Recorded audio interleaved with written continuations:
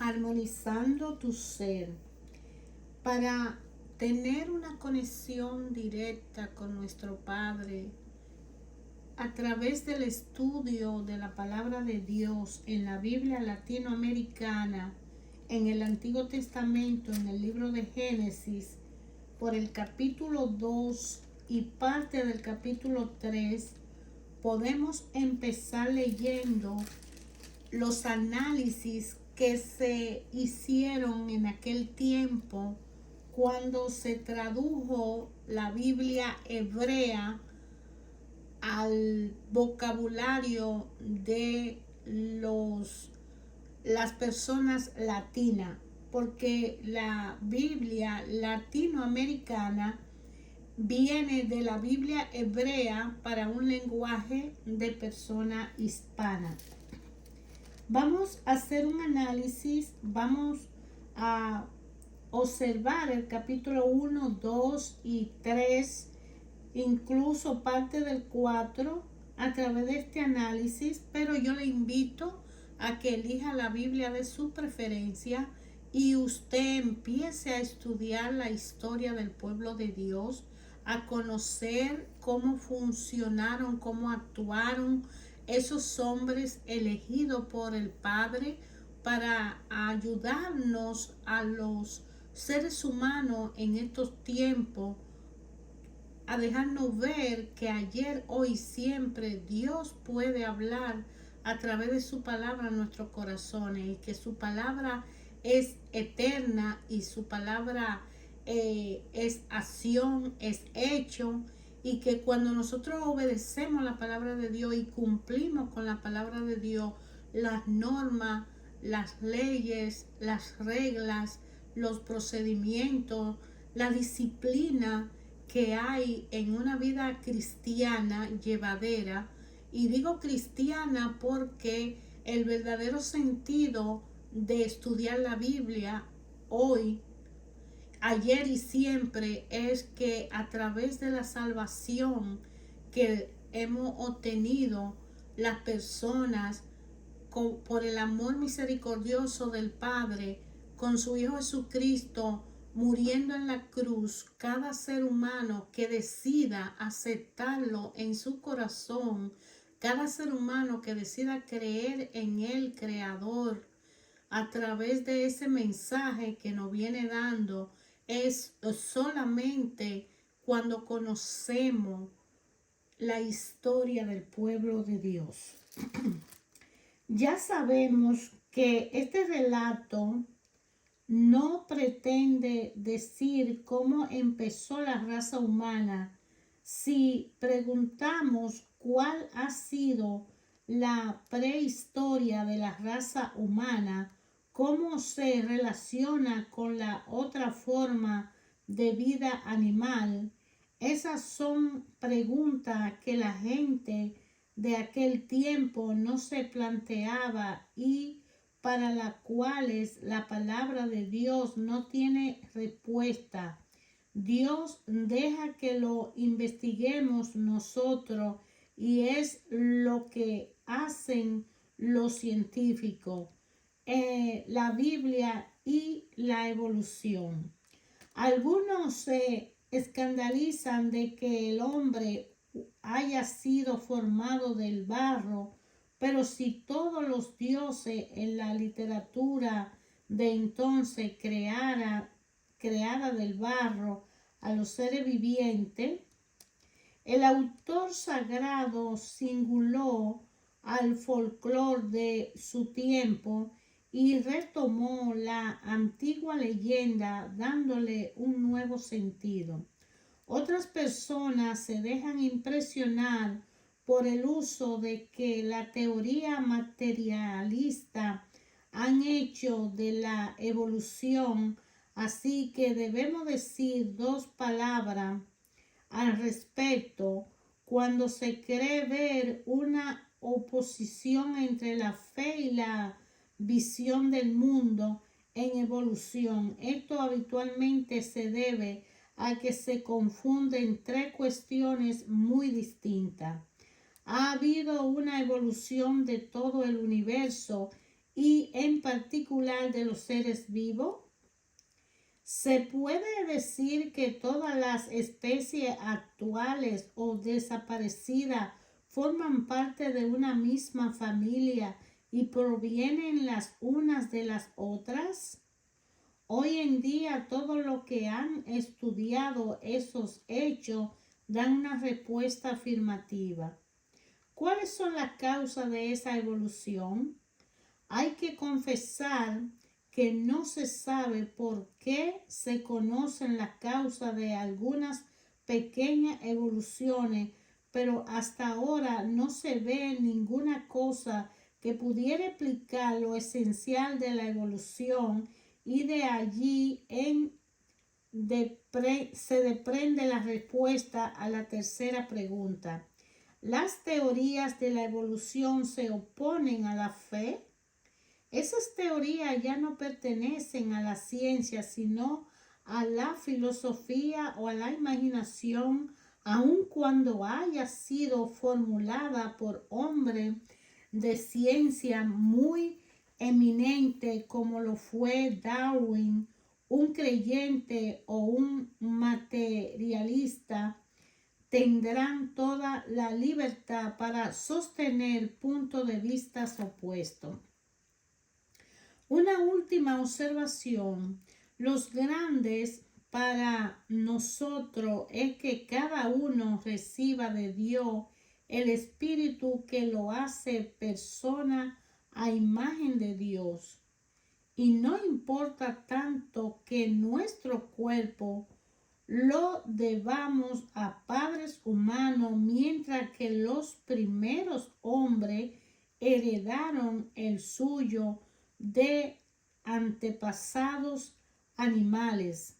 Dios es el que ha impulsado y orientado toda la evolución de los seres vivos para que al fin apareciera el hombre, el cual en realidad es primero en el plan de Dios. En un mensaje profético, como ya dijimos para el primer capítulo, los libros del Nuevo Testamento descubren en estos textos antiguos una prefiguración de todo aquello que pasará a ser claro en Cristo. Si Adán fuera toda la raza humana, una en su origen y también en su destino, el verdadero Adán es Cristo. Este es el que se fijó Dios al crear en Cristo. Dios bendijo esta raza en la que cada uno de nosotros parecía con su rostro propio, pero inseparable del conjunto. Efesios 1:1. Sin duda, nuestro primer antepasado, según la carne, merece un recuerdo cariñoso, pero otro es el que nos comunica el Espíritu y nos pone de pie ante Dios. Ver a 1 Corintios 15, 45, 49. También la pareja humana es auténtica imagen de Dios, que es comunión con uno mismo, un mismo ser eterno, unidad y comunión. Esta era la ley del comienzo. Véase a Mateo 19:8. Al crear Dios la pareja, nos da a entender algo del misterio de Cristo y de la llegada a los hombres como el esposo de la humanidad. Vea a Marcos 2:19. Del lado de Adán dormido nace Eva. Del lado de Cristo muerto en cruz salió sangre y agua. Juan 19:34, lo que significa el nacimiento de la iglesia purificada por el agua del bautismo y la sangre de Cristo, véase Efesios 5, 26 al 31. La segunda parte del relato del Edén nos muestra la otra cara de la condición humana después del capítulo 2, en el que presentó el plan de Dios, el hombre ideal. El capítulo 3 muestra la realidad, la condición presente de la humanidad. La serpiente era la más astuta. La serpiente es una criatura a la vez maléfica y dotada de poderes divinos en la literatura del Medio Oriente. El mal no viene de Dios ni de otro Dios rival al primero, sino de un personaje muy importante del mundo superior, como es Satán en el libro de Job, Sabiduría 2:24 y Juan 8:4. La tentación se disimula en la conquista de la sabiduría. Recordemos que los hebreos empleaban el verbo comer para designar el aprendizaje de memoria. A fuerza de la repetición de las palabras de los sabios, se comen los frutos de la sabiduría. Proverbio 9:5, si es así de 24-26. El árbol del conocimiento es tanto el árbol de vivir y de tener éxito. Véase Primera de Reyes 13:11. Como la libertad del hombre que le abre, bien o mal, la vida y la muerte. Deuteronomio 30:15. Ahora bien, Dios puso al hombre en una situación conflictiva cuando colocó la sabiduría a su alcance, pero diciéndole no lo toques. Primero deberá renunciar a adueñarse de ella. El relato distingue tres momentos: la tentación, el pecado y el juicio. La tentación, la serpiente repite al hombre lo que es verdad. Nada es demasiado grande para él. Pero también lleva al hombre a dudar de Dios. Luego viene el pecado. Es rara esta conversación entre tres. La mujer es la que aparece, pero en el hombre, quien comete el verdadero es el hombre quien comete el verdadero pecado. La mujer tentadora no es esa la realidad, o no era entonces la realidad. El autor en esos lejanos tiempos tenía a la vista la condición inferior de la mujer y conocía el arte que tienen los explotados para aprovecharse de sus señores. Al ver que el sufrimiento era mal compartido, sacó la conclusión de que seguramente la mujer había sido infiel primero, pero Dios no aceptará la excusa del hombre. El pecador siempre es engañado. Dos detalles lo expresa irónicamente. Se le abrirán los ojos y se encontraron desnudos. Conocerán el bien y el mal y se quedaron con el mal. Otro texto bíblico referente a estos temas, la serpiente antigua, véalo en Sabiduría 24, Juan 8:44 y vea a Segunda de Corintios 11:3 y Apocalipsis 12:17.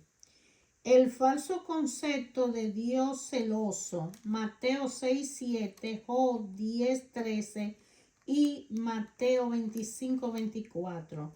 La rebeldía contra Dios, Isaías 14:14, Ezequiel 28:2. Vea Daniel 11:36, Lucas 15:11, Segunda de Tesalónica 2:4.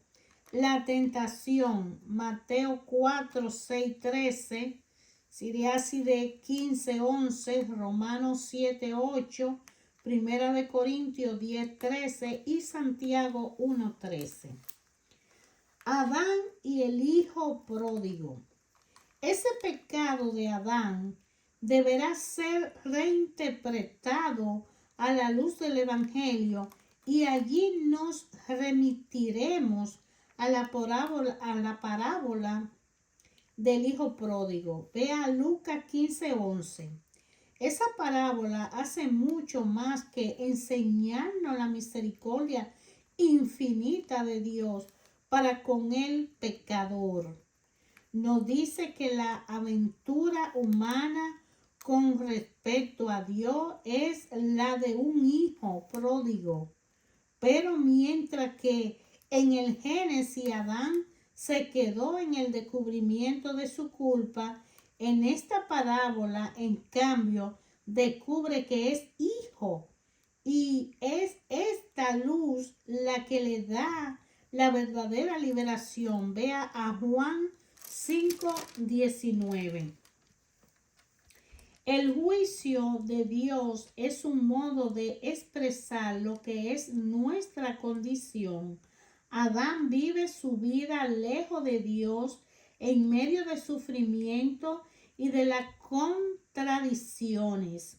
Su mal va a desfigurar lo mejor de su existencia.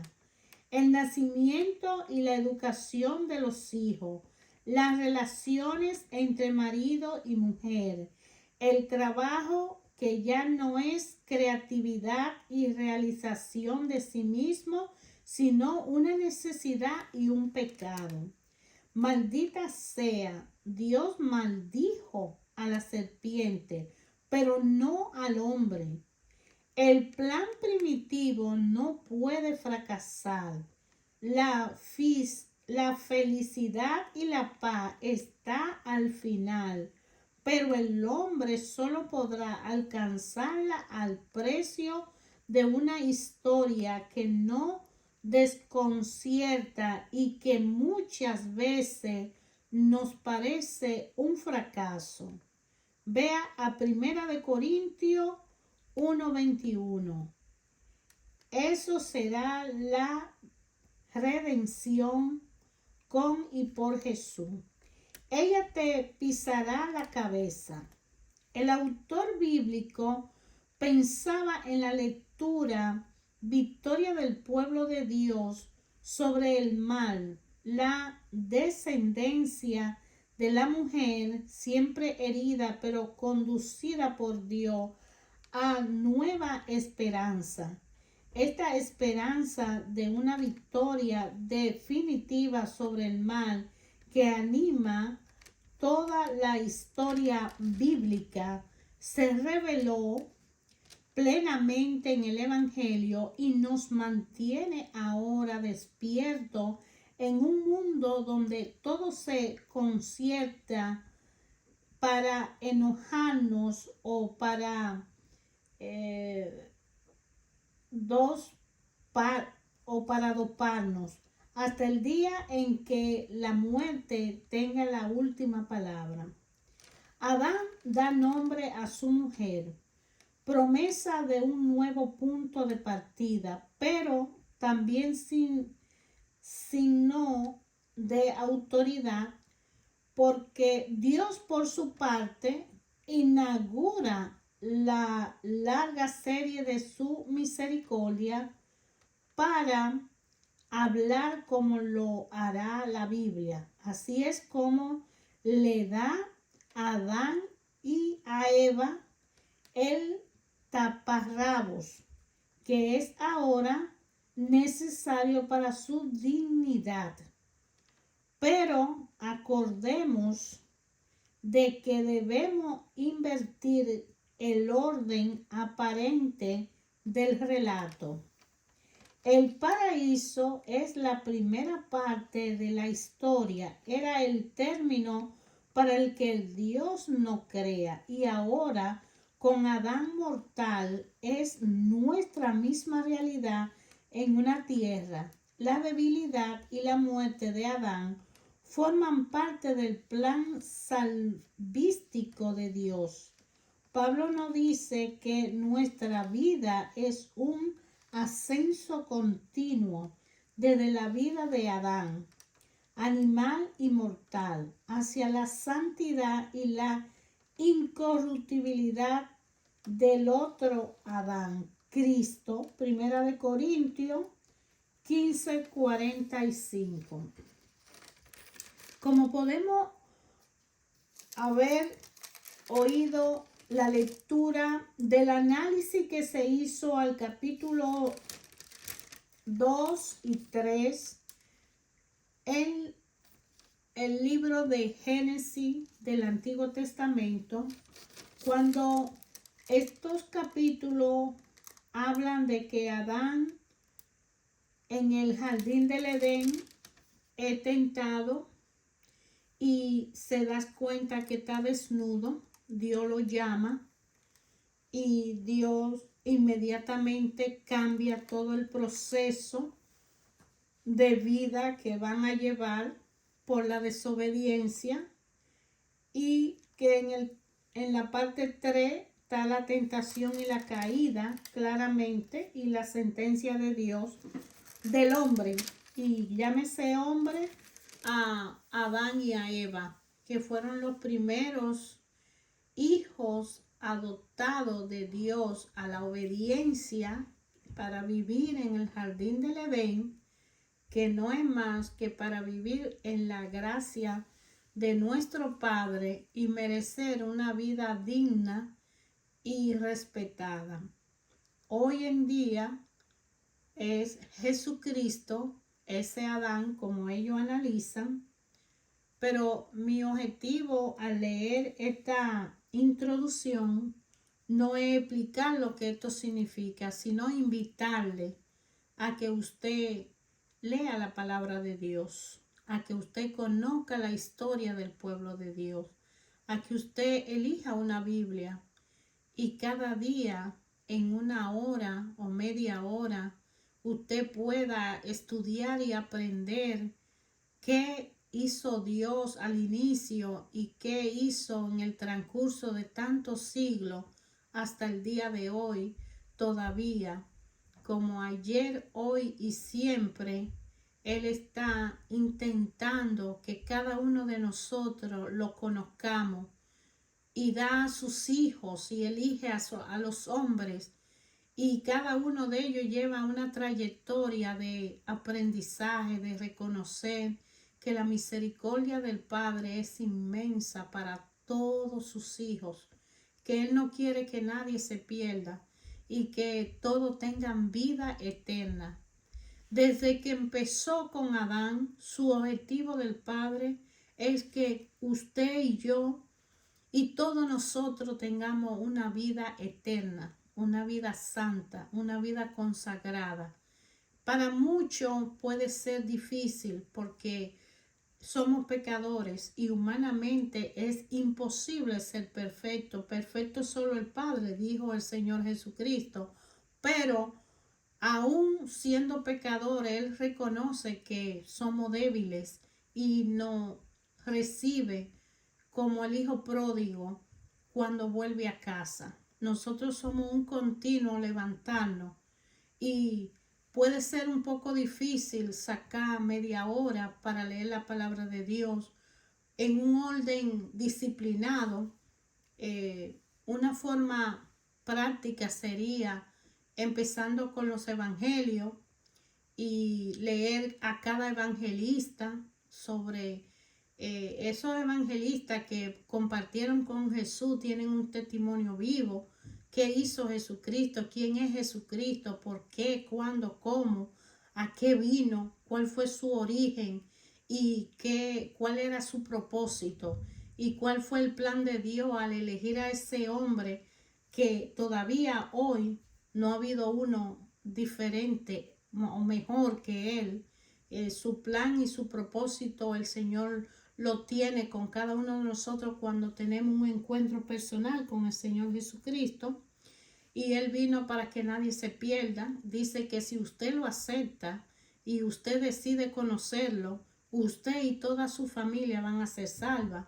Y eso es gratuito, no nos cuesta un centavo, pero sí una disciplina de que conozcamos de Él y hay que respetar las leyes y hay que respetar las normas y hay que ser una persona disciplinada, organizado y todo el hombre viejo que nosotros somos va a pasar a desaparecer para venir a nacer en nuestro ser el hombre nuevo, que es aquel que decide aceptar una disciplina en una vida diaria, que no es fácil, que es muy difícil, que no todo la podríamos llevar, que a mí particularmente me gustaría, pero que día a día es una constante lucha, pero no es imposible.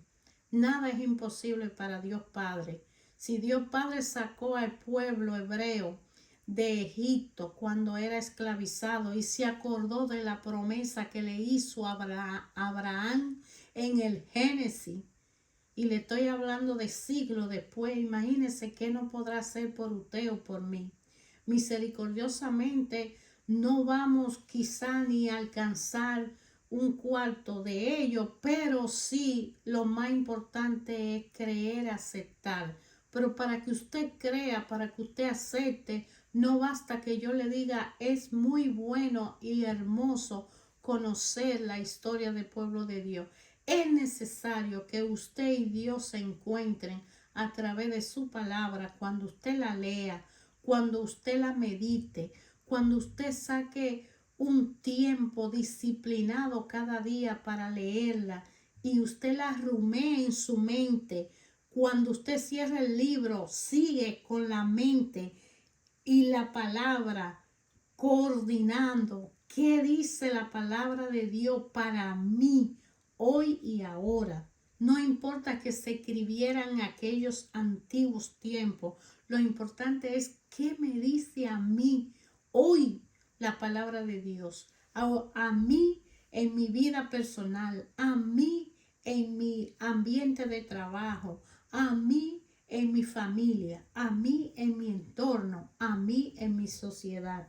Cada uno de nosotros tiene una responsabilidad de tener una relación personal con nuestro propio ser para que pueda entrar el conocimiento de saber quién es la palabra de Dios en mi vida y qué puede hacer para ayudarme a conectar con Jesucristo, a aceptarlo como mi Señor y Salvador, a conocer de Él y para poder así recibir el don del Espíritu Santo y la presencia del Padre en nuestra vida, en nuestra familia. Y por ende, cuando usted es aceptado por el Señor Jesús es porque usted conoce quién es Él. Es porque usted empieza a conocerlo y cuando usted conoce al Señor Jesús, usted lo empieza a amar. Y cuando usted lo empieza a amar es porque Jesús lo amó primero, dio su vida por usted, dio su vida por cada uno de nosotros. Nosotros necesitamos aprender, necesitamos crecer, necesitamos evangelizarnos nosotros mismos para que nosotros podamos ser un ejemplo y aprender uno del otro en el camino al conocimiento, así como la palabra de Dios viene caminando desde el Antiguo Testamento hasta el Nuevo Testamento con Jesucristo, empezando en el Antiguo Testamento el libro de Génesis con Adán y terminando este libro con Jesucristo resucitado en nuestra vida, en nuestros corazones, porque hay esperanza, es porque Dios ayer, hoy, siempre habla a nuestros corazones.